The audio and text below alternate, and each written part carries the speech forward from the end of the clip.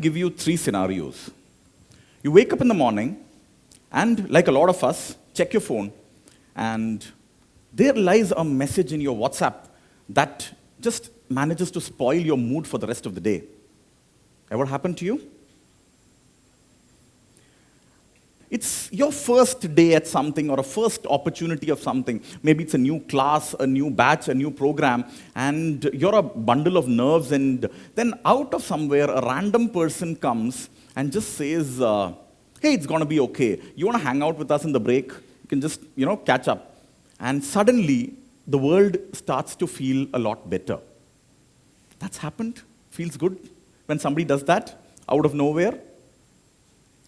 What's that one common thread that connects all these 3? It's that our emotions were triggered. And who pulled the trigger? Somebody's words. That, friends, is the power that communication has in our daily lives. It's there all around us. We use it every day, but we take it for granted. It's a little like the common salt that we have in our kitchen. I mean, we all know what to do with it. Add a pinch into the dish and it'll do its job. But add an extra pinch or a pinch less, and we know what it can do. After all, it's just salt. But that's the way we see communication. We can talk, so we can communicate. Right? Wrong. Communication is a skill. And because we can talk, it doesn't mean that we can communicate. And the way we talk makes a huge difference to our lives and our relationships around us. And it doesn't happen on its own. Why doesn't it happen on its own? Because it has these 3 parasites around it that make it difficult for us to communicate. First parasite, assumption. Now, this one happens on its own. Sometimes you don't even realize it. Symptoms. I thought you already knew. Oh, come on. I know you like, I'm sure you know that I like it like this. I thought she already knew that. If you find yourself saying these lines very often, you have been afflicted by this parasite, my friend. We often end up assuming things. And when assumption enters our mind, we don't pause to understand the other person or try to communicate. We just assume that we know, they know, everybody knows, eventually nobody knows. Second parasite. Now, this one is even worse. Judgment. Now, this one enters our mind, takes a seat there, and it manipulates us to form prejudices about people. Symptoms, you start forming opinions about people without even getting to know them, and definitely not giving them a chance. Further symptoms, she's just 14. How can she be an entrepreneur? Just 10 years, somebody 10 years younger than me doesn't definitely know more than me. Who is she to talk about cricket to me? Has she ever played a game in the field? No, not really. If your mind voice says these things often, you have been affected by the second parasite, judgment. And this one is very dangerous because this affects the way you communicate, and also this affects the way you respond to somebody communicating. Because you have already formed an opinion about them. You've already judged them on the basis of their appearance, gender, outfit, accent, God knows what else, and a lot more.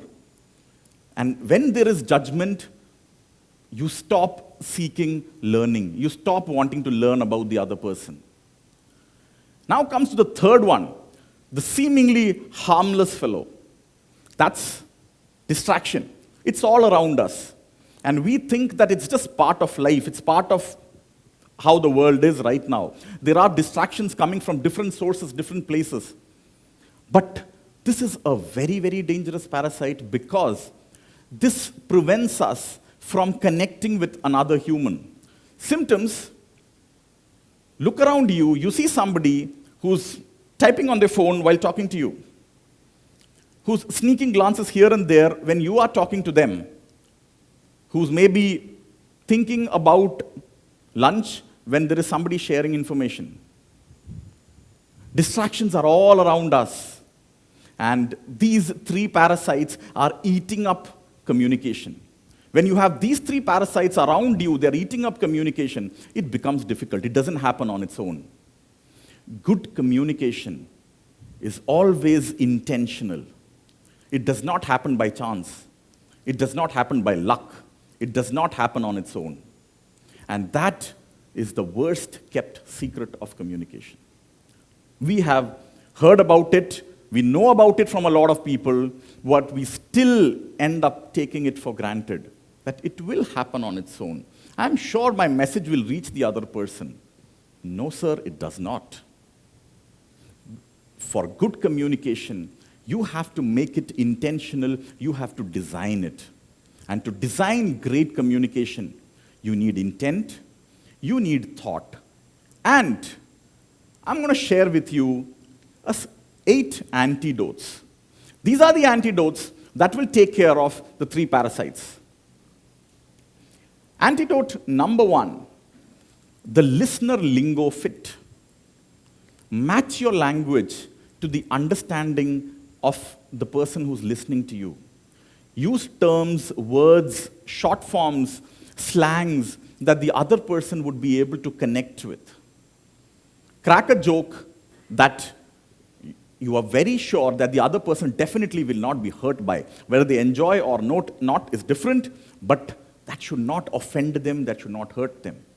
Your language, the words that you use, the terms that you use, if the listener does not understand what TTYL, POV, or BRB stands, don't use them. A listener lingo fit is the first antidote to great communication between 2 human beings. Choose that. Be very mindful of that. Every time you are communicating something by speaking, writing, anyway. Antidote number 2, be crystal clear. Nothing vague, no ambiguity.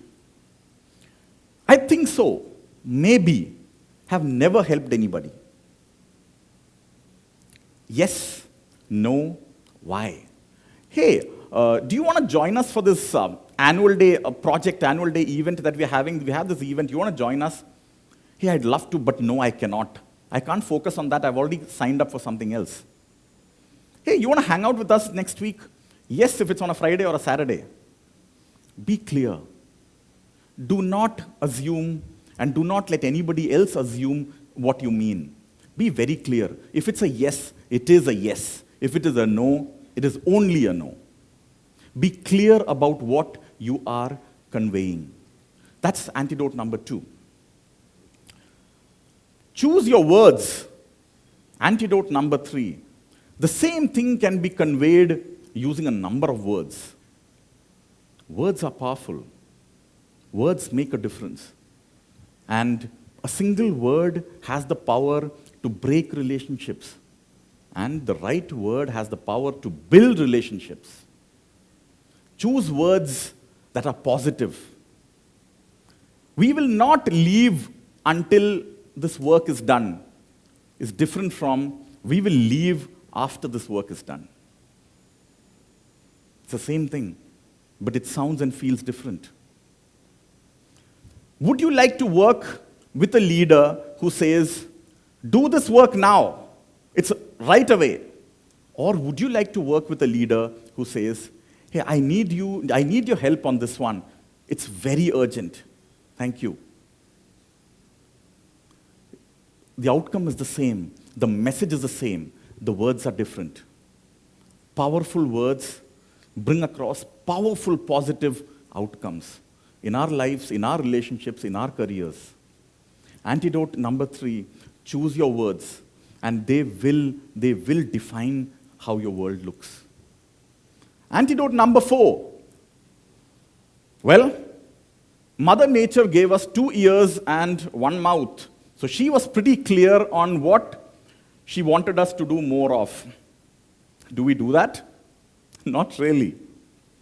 Because every time we are listening, there is a teasing temptation to interrupt the person and then share a story of ours, a point of view of ours, or something of ours. Or we are distracted, or we are judgmental. But all these three make us talk more, listen less. But when you listen not to reply, but to connect, you build strong connections and relationships with people. Listening leads to learning. And take my word, every single person in your life knows something that you do not. You can learn from every single person around you who's communicating. But for that, you have to start with listening. And listening without distraction, listening without multitasking, listening without judgment. Just listening. Listening to understand, listening to know the other person, listening to know what the other person wants to convey. That's the power of listening. And that's antidote number 4. It works on all the 3 parasites. Number 5, your body talks. Whether you're uttering a word or not, your body is talking. We don't talk just with our words. We don't talk just verbally. Our bodies are talking. And when the lights were on, I was looking back. I could see at least 2 people who was looking for the next snack break. I could spot at least 3 people who were distracted by something or somebody. You didn't tell me that.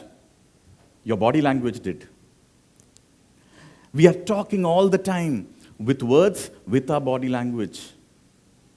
So be authentic, be yourself, and in communication, don't hold back. Speak out, and speak out with gestures, with expressions. Communicate with your entire body. You have no idea how powerful that will make you as a communicator. Body language is something that empowers communication. Don't miss out on that.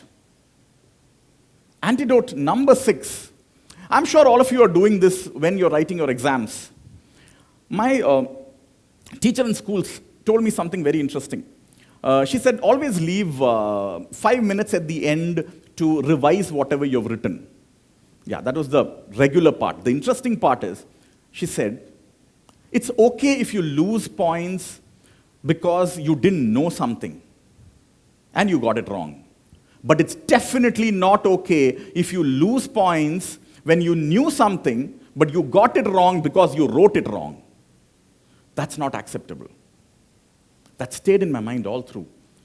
And this is very important when you're writing communication.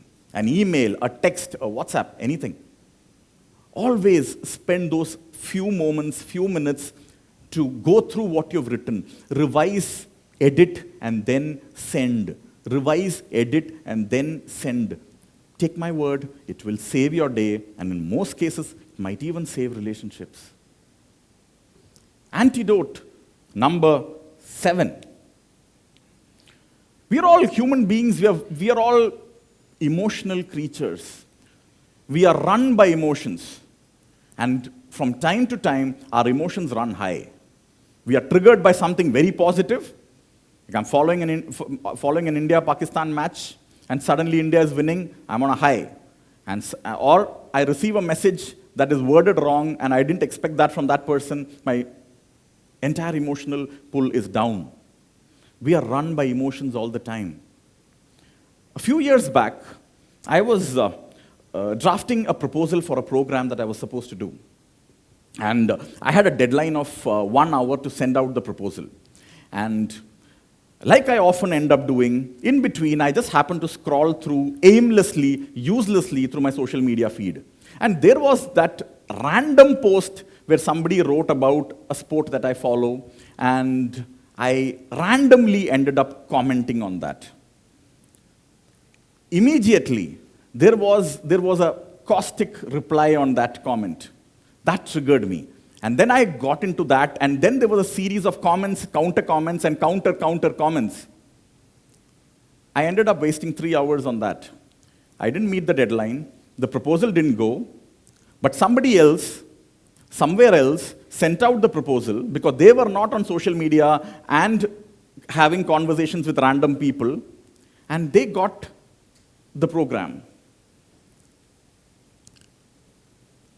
When we are on an emotional high, take a pause. Because when we are emotionally high, we are always reacting. To respond, take a pause, come back to it.